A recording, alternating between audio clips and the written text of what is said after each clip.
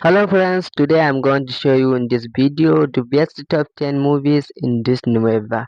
Jama'a assalamu alaikum, barkanmu da yau. Kamar yadda kuke gani duka wa'innan sababbin fina-finai ne wa'inda muka kawo muku su zafafa guda 10 wa'inda suka fita a wannan November ɗin da muke ciki. Kamar yadda kuke gani fim na farko akwai fim mai suna Mai Gayya, bayan Mai Gayya akwai Hawaye, sannan akwai fim na gaba mai suna Zarge, bayan Zarge akwai Zafin Kai, akwai Bugun Shiri, bayan nan akwai Ɗaurin Dole, bayan Ɗaurin Dole akwai Bautattu, akwai Jangwarzo, bayan Jangwarzo akwai Jakada. Sannan kamar yadda kuke gani akwai fim shahararre mai suna Matashin Soja. Wannan bidiyo ne na musamman na shahararren jarumi wato Shahrukh Khan kuma mai suna Jawan. Fim ne wanda za ku ji daɗin shi kuma kamfanin Algaita ya fassara wannan bidiyo.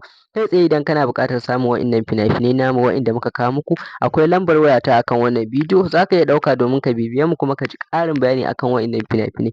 Duk mai buƙatar yin kasuwanci da mu ko a ina kake a faɗin duniya za ka iya ɗaukar lambar wayar mu wacce muka ajiye akan wannan bidiyo sai ka bibiye mu domin jin ƙarin bayani akan kowane bidiyo da kake buƙata a nan. Wannan dai su ne shahararrun fina-finai waɗanda suka fita guda 10 zafafa wanda za ka ji daɗin su. The best top 10 movies kenan in this November. Duk mai buƙata zai iya ɗaukar lambar wayar mu sai ya bibiye mu domin jin ƙarin bayani. Insha Allah mun gode sosai da sosai.